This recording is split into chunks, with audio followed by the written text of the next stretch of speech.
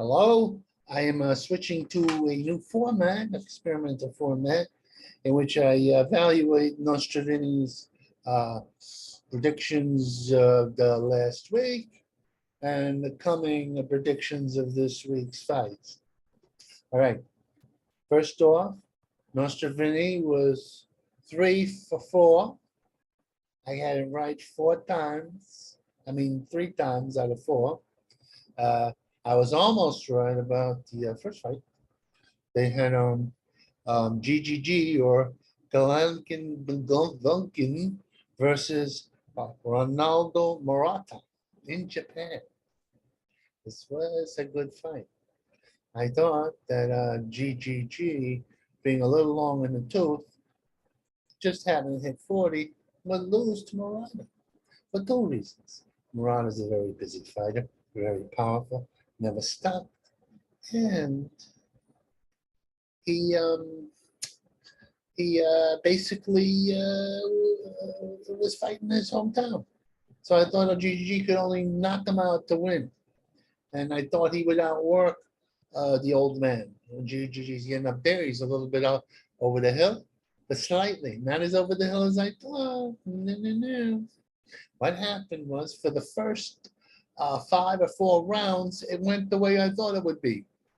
GGG was hitting Golovkin to the body. That 40-year-old man did not like it to the body. No, not at all. No, he was feeling all his 40 years. He was backing off. He was trying to catch his breath. It looked like he was going to go. Even during the fight, they mentioned that the Japanese fighter, this was in the land of the rising sun where this fight was being done, had a unusually thick skull, a very thick skull. And the thicker your skull, the harder often it is to knock you out. The bone, the cranium. But around the 7th, 8th round, GGG comes but the firepower, and Japanese fighter goes down. Nobly, he was fighting off the back, and he was fighting for the rising sun. He went out in his honor on his sword, but he still went out. Because GGG can punch, still can punch. Can't take it to the body as much as he could as a young man. And I think that was when he fights the redheaded Mexican. GGG can't take it to the body. The redheaded Mexican's a great body puncher and has an iron chin. I actually thought that GGG won the first 2 fights with the draw and the rematch. I thought he clearly won, but Father Time and the redheaded Mexican are going to gang up on him if they fight. If that happens in the near future. Now, Ryan Garcia versus the inevitable Emiliano Togo from Ghana. Now, there was a lot of talk before the fight that the Ghanaian would go out on a shield. He would go to the body. He was a good fighter. Only 1 loss, his first loss when he won. And, it would be like a long tradition of great Ghanaian fighters like Zuma Nelson. Didn't work out that way. Togo was bouncing a lot around the ring like he was a pogo stick. He was just trying to survive. He got floored a couple of times, hurt a couple of times, but he's running, and he's not standing and fighting. Not so good a thing. Not so good. And he dishonored Ghana. Togo did, in my estimation. He should have fought. He should have tried. He should have got on the shield. But he can now say that he went the distance with Ryan Garcia. Ryan Garcia is a handsome kid. He's very powerful. He was coming off a long layoff. He had been depressed. I think my psychological analyzing of the situation is Ryan Garcia He has everything going for him. But you know what happens is sometimes you get too much of a good thing at the same time. He has a lovely wife, girlfriend, or whatever, a kid, and supportive family. And he's handsome, and he's 100,000 women chasing after him, and he's a millionaire, and everybody wants to fight him. He's a star. He's the Oscar de la Hoya of this time. But sometimes you can have too much at the same time. As if the God, you know, he squeezed in too much at the same time. That's a lot of pressure on a young man to have too much, too soon, all squeezed in. It's like, you know, a magic genie said, look, I'll give you everything all at the same time within a year or two. It's crazy. You gotta spread it out. You gotta develop as a person. But Ryan did very well with this new trainer, Joe Goosen. Joe Goosen has been around. Joe Goosen was around when I look like that, and the big pictures are back there. Joe Goosen's been around for a long time. Joe Goosen is a good boss, trainer. I like Joe Goosen. Ryan likes Joe Goosen.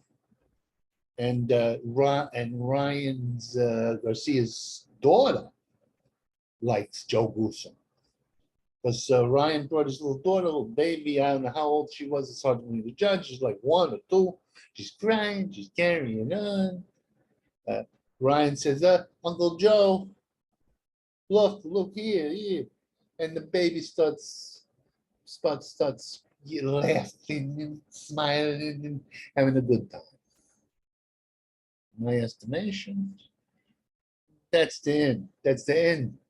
Even if Joe Goosen Joe Goosen's up there at the time, right? Even if he goes totally senile, he's going to be in the gym just to placate the daughter. And he's a father figure. He's a grandfather figure. No criticism of that. I'm a look at this. Look at what's going on here with the gray hair. Well, Joe Goosen has at least 10, maybe more years on me. All right. Erica Libin against Sebastian Fedorov. This was a very tough, rough, brutal fight.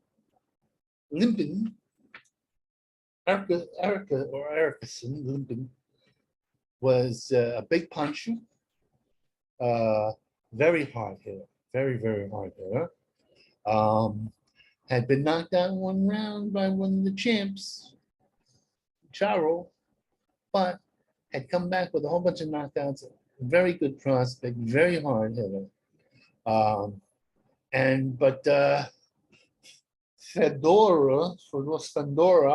Sebastian Fedora is a freak of freaking nature.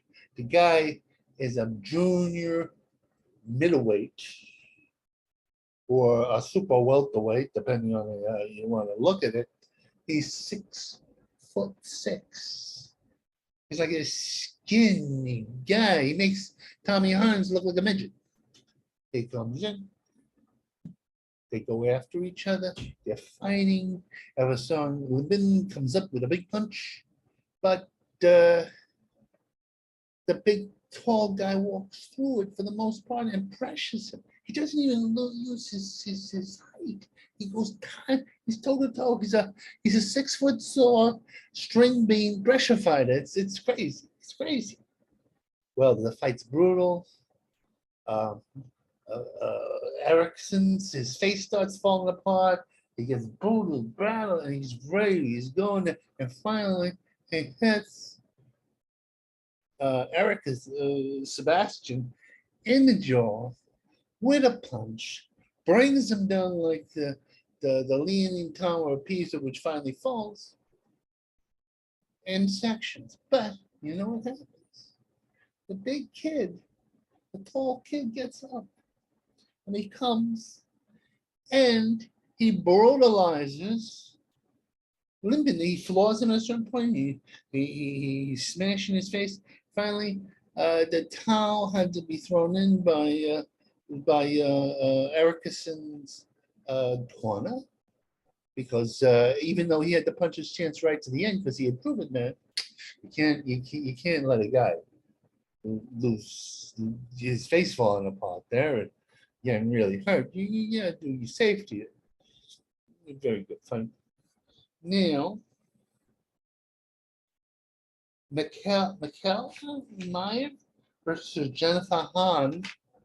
This was a test for Meyer to compare it to Taylor, because Han had gone the distance.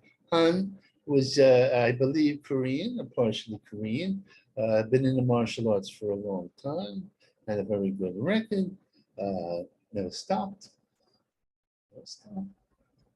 But Han she's like this blonde bum show. She's like 5'9". She's big, she's tall, she's very tall. It's a pressure fighter, hits a lot, very hard. Comes at you, and pressures. And what happened, much like Arkansas fight, Han's face kind of started falling apart. There's blood everywhere. It's very funny. You could see when you in the street, if I saw a woman being brutalized physically in the face, I would be going, oh, I can't deal with it. When the gun sticks to the fight, I don't know. I can watch. Finally, it went the distance, but Han clearly lost every round. And Meyer is, she might fight the Taylor Serrano winner. That would be an incredible fight.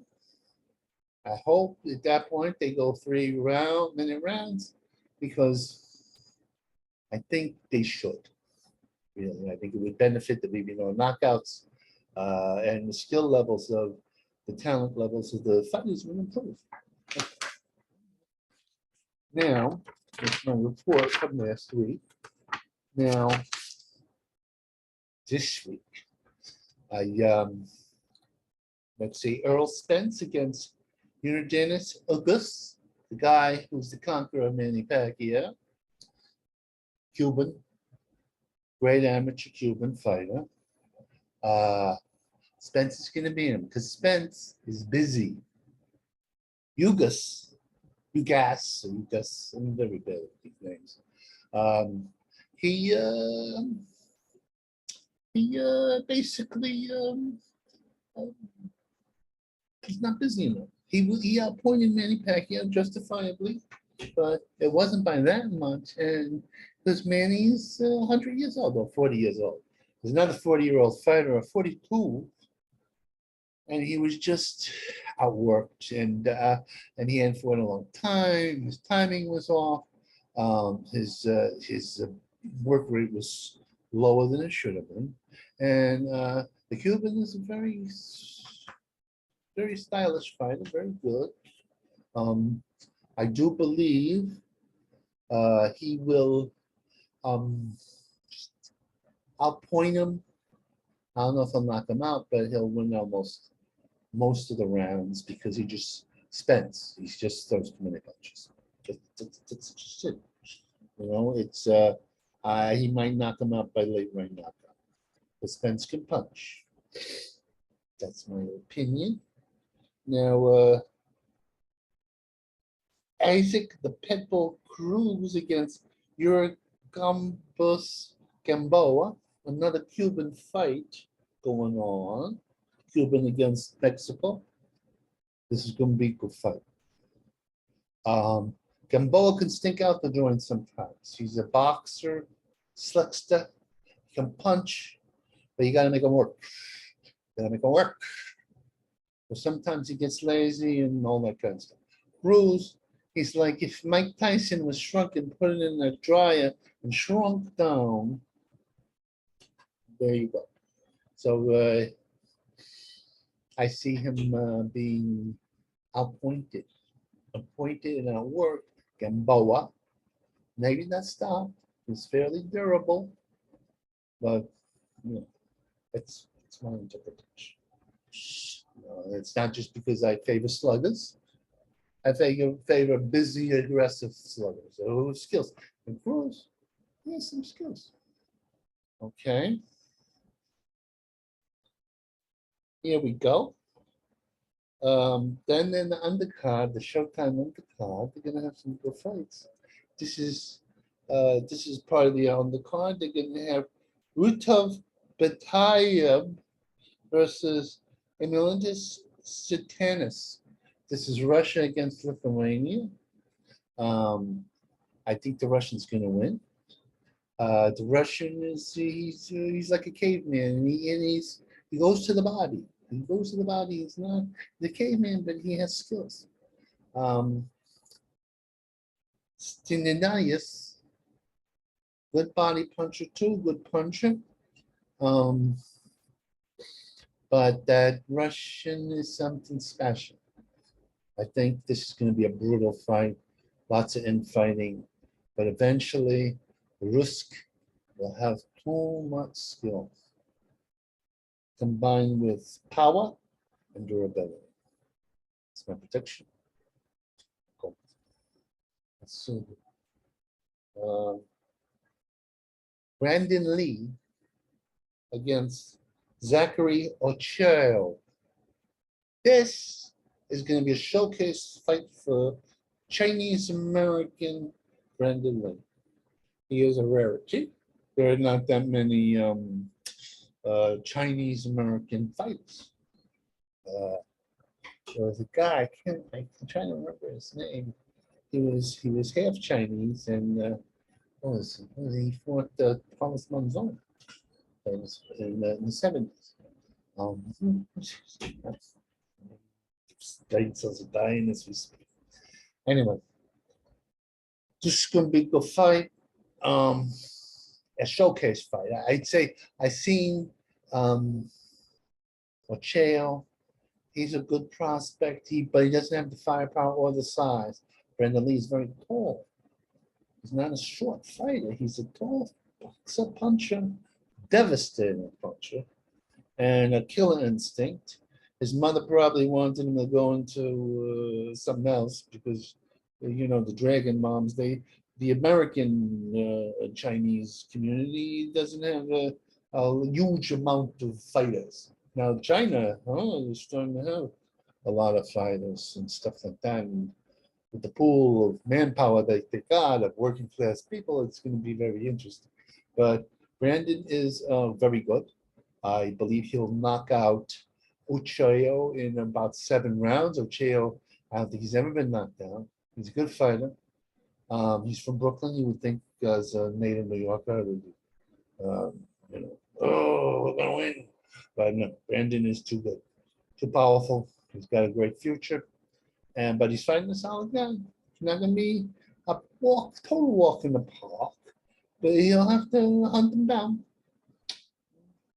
Anyway, these are my predictions for this coming weekend. And no, I got one more.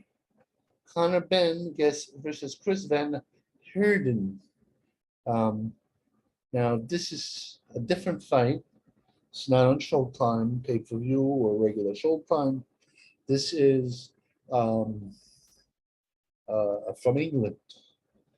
Conor Benn, his father was a famous fighter. He has a lot of the raw talent of his father. He's got good speed, good power. He's a little green in terms of fighting top guys. Then Heerden is not a top guy, but he's a solid guy. He actually went 7 rounds with Earl Spence, so he's not going to be going out easy. He's a southpaw. He's clever, but I think Ben is going to be so aggressive that he's going to knock out